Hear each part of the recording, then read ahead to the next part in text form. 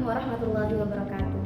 Perkenalkan, kami dari mahasiswa Universitas Terbuka UPBJJ Majene Depok Mamuju Tengah, Fakultas Keguruan dan Ilmu Pendidikan, Prodi Pendidikan Guru Sekolah Dasar. Perkenalkan, nama saya Hilma dengan nomor induk mahasiswa 859556619. Perkenalkan, nama saya Yusria Fajri dengan nomor induk mahasiswa 859555218. Perkenalkan, nama saya Hasniati dengan nomor induk 8595770028. Jadi pada video kali ini kita akan melakukan kegiatan praktikum, yaitu praktikum gelombang. Ada dua jenis percobaan. Yang pertama, percobaan jenis gelombang dengan tujuan mengamati bentuk dan jenis gelombang transversal dan gelombang longitudinal. Kedua, percobaan sifat pemantulan gelombang dengan tujuan mengamati sifat pemantulan gelombang. Adapun alat dan bahan yang digunakan: slinky, kabel listrik, tabel pengamatan, dan karet gelang. Berikut langkah-langkah untuk pengamatan praktik percobaan jenis-jenis gelombang. Percobaan pertama, saya menggunakan slinky. Untuk ujungnya satu dipegang rekan saya dan ujung lainnya digerakkan oleh rekan saya satunya. Nah, saya akan menggerakkan ujung slinky dengan cepat ke kiri dan ke kanan. Gerakan tersebut menyebabkan lilitan slinky bergetar secara horizontal sehingga terbentuk gelombang yang menyerupai bukit dan lembah. Gelombang ini merambat dari tangan saya menuju ujung slinky yang dipegang oleh teman saya. Perlu diketahui bahwa yang merambat sepanjang slinky bukanlah lilitan slinky-nya, melainkan energi yang dihasilkan oleh getaran tersebut. Setiap lilitan slinky hanya bergerak bolak-balik di sekitar posisi keseimbangannya, sedangkan energi gelombang bergerak dari sumber getaran menuju ujung slinky. Fenomena ini merupakan contoh gelombang transversal. Pada gelombang transversal, partikel medium hanya bergetar di tempat, sedangkan energi gelombang merambat dari sumber menuju medium. Nah, kemudian karena arah getaran lilitan slinky tegak lurus terhadap arah rambatan gelombang, maka gelombang yang dihasilkan disebut gelombang transversal. Nah, teman-teman, selanjutnya kita akan menempatkan sebuah karet gelang tepat di tengah slinky. Setelah itu, ujung slinky digerakkan ke kiri dan ke kanan dengan cepat seperti pada percobaan sebelumnya. Nah, tujuan percobaan ini adalah untuk mengamati apakah karet gelang ikut berpindah bersama gelombang dan apakah energi dapat merambat melalui slinky. Saat gelombang terbentuk dan melewati karet gelang, terlihat bahwa karet gelang tidak ikut berpindah sepanjang slinky karena gelang hanya bergerak naik turun atau berisolasi di sekitar posisi keseimbangannya. Kemudian kembali ke posisi semula setelah gelombang berlalu.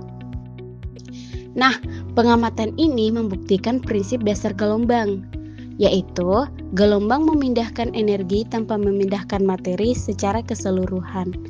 Selain itu, dapat diamati bahwa energi memang merambat melalui slinky ketika gelombang mencapai ujung slinky yang dipegang oleh teman saya. Hal ini menunjukkan bahwa energi yang diberikan oleh tangan pada ujung slinky telah ditransfer melalui lilitan sehingga mencapai ujung lainnya. Nah, energi tersebut berasal dari kerja atau gaya yang diberikan saat menggerakkan ujung slinky. Energi berpindah dari satu lilitan ke lilitan berikutnya, sehingga gelombang dapat merambat sepanjang medium. Nah, percobaan ini menunjukkan bahwa gelombang transversal merupakan mekanisme perpindahan energi dari satu tempat ke tempat lain tanpa menyebabkan perpindahan materi atau medium secara permanen. Baiklah teman-teman, sebelumnya kita telah melihat bahwa slinky menunjukkan gelombang transversal ketika ujungnya digerakkan ke kiri dan ke kanan dengan cepat. Sekarang kita akan mengganti mediumnya dengan kabel listrik dan mengamati apakah gelombang yang dihasilkan memiliki karakteristik yang sama. Setelah diamati, ternyata jenis gelombang yang dihasilkan masih sama. yaitu gelombang transversal. Ketika kabel digerakkan ke kiri dan ke kanan, terbentuk gelombang dengan pola yang menyerupai bukit dan lembah yang merambat sepanjang kabel. Nah, pada gelombang ini, arah getaran medium tetap tegak lurus terhadap arah rambatan gelombang. Namun, terdapat perbedaan yang cukup jelas dibandingkan dengan selingki. Kabel listrik memiliki sifat yang lebih kaku dan lebih berat daripada selingki, karena kekakuan dan hambatan internalnya lebih besar. Energi gelombang yang merambat pada kabel lebih cepat berkurang. Akibatnya, gelombang yang terbentuk tidak terlihat jelas pada selingki dan cepat menghilang setelah merambat dalam jarak yang relatif pendek. Hal ini menunjukkan bahwa sifat medium seperti elastisitas, massa, dan hambatan internal sangat memengaruhi kemampuan gelombang untuk merambat. Teman-teman, selanjutnya kita kembali menggunakan selingki sebagai medium. Selingki direntangkan dengan salah satu ujungnya dipegang oleh teman saya dan ujung lainnya dipegang oleh saya sendiri. Kali ini ujung selingki digerakkan maju dan mundur secara cepat serta berulang-ulang. Perhatikan bahwa gelombang yang terbentuk berbeda dengan sebelumnya. Gelombang ini tidak membentuk bukit dan lembah, melainkan menghasilkan daerah, rapatan, dan renggangan pada lilitan selingki. Daerah, rapatan, dan renggangan ini yang merambat membawa energi sepanjang medium. Pada percobaan ini, arah getaran lilitan selingki sejajar atau searah dengan arah rambatan gelombang. Oleh karena itu, gelombang yang dihasilkan disebut gelombang longitudinal. Percobaan ini menegaskan bahwa gelombang longitudinal ditandai oleh gerakan partikel medium yang sejajar dengan arah rambatan gelombang. Sedangkan gelombang transversal ditandai oleh gerakan partikel medium yang tegak lurus terhadap arah rambatan gelombang. Nah, dari seluruh rangkaian percobaan telah dilakukan, dapat disimpulkan bahwa gelombang transversal terjadi ketika arah getaran medium tegak lurus terhadap arah rambatan gelombang dan menghasilkan pola bukit serta lembah. Gelombang longitudinal terjadi ketika arah getaran medium sejajar dengan arah rambatan gelombang dan menghasilkan rapatan serta renggangan. Gelombang berfungsi untuk memindahkan energi tanpa memindahkan materi secara keseluruhan. Sifat medium sangat memengaruhi proses perambatan gelombang. Selingki yang elastis mampu menghantarkan energi dengan baik, sedangkan kabel listrik yang lebih kaku menyebabkan energi gelombang lebih cepat meredam.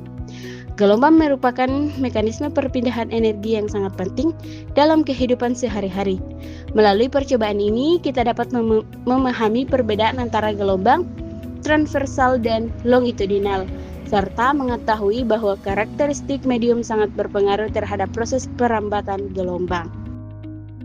Kemudian percobaan sifat pemantulan gelombang, adapun alat dan bahan. Yang pertama selingki, kemudian ada benang kasur, kemudian ada kerikil, dan yang terakhir bak air.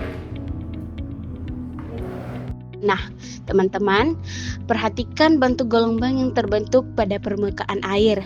Gelombang menyebar keluar dari titik gangguan dalam bentuk lingkaran. Konsentrasi yang semakin lama semakin membesar. Gelombang ini membawa energi yang merambat ke segala arah melalui medium air, seiring bertambahnya jarak dari sumber gelombang. Gelombang tampak semakin kecil karena energi gelombang menyebar ke area yang lebih luas. Nah, teman-teman, sekarang perhatikan bagian tepi wadah. Ketika gelombang yang merambat mencapai dinding wadah yang kaku, gelombang tersebut dipantulkan kembali ke arah datangnya. Dinding yang kaku bertindak sebagai penghalang tetap yang memaksa energi gelombang untuk kembali merambat melalui medium air. Akibatnya, gelombang pantul yang bergerak kembali ke arah pusat bertemu dan berinteraksi dengan gelombang datang yang masih bergerak menuju dinding. Interaksi kedua gelombang ini menghasilkan pola disebut interferensi gelombang. Kemudian teman-teman, percobaan ini membuktikan bahwa gelombang air memiliki sifat pemantulan, yaitu ketika gelombang bertemu dengan suatu penghalang sebagai satu, seluruh energinya dapat dipantulkan kembali ke medium asal. Nah, baik teman-teman, selanjutnya kita akan mengamati sifat pemantulan pada gelombang yang dihasilkan oleh selingki. Pertama, selingki direntakkan dengan salah satu ujungnya diikat pada kaki meja yang kokoh, sehingga tidak dapat bergerak. Ujung ini disebut ujung terikat. Sementara itu, ujung lainnya dipegang dan digetarkan sehingga terbentuk satu pulsa atau setengah panjang gelombang. Kemudian kita mengamati perambatan pulsa ke gelombang tersebut sehingga mencapai ujung terikat. Setelah itu tiba di ujung terikat, gelombang dipantulkan kembali ke arah sumber. Berarti, pemantulan ini terjadi karena ujung terikat memberikan gaya reaksi yang biasa terhadap gelombang yang datang. Akibatnya, gelombang pantul mengalami pembalikan fase 180 derajat. Nah, hal ini dapat diamati dengan jelas jika gelombang datang berbentuk bukit atau simpangan ke atas, maka gelombang pantul yang kembali ke berbentuk lembah simpangan bawah.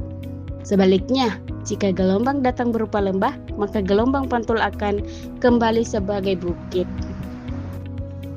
Perubahan fase 180 derajat pada ujung terikat terjadi karena gaya reaksi dari penyangga memiliki arah yang berlawanan dengan arah getaran gelombang datang.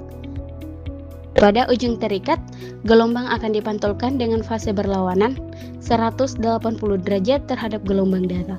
Sifat ini merupakan salah satu karakteristik penting pemantulan gelombang pada batas yang tidak dapat bergerak. Sekian video yang telah kami lakukan. Kami ucapkan terima kasih dan wassalamualaikum warahmatullahi wabarakatuh.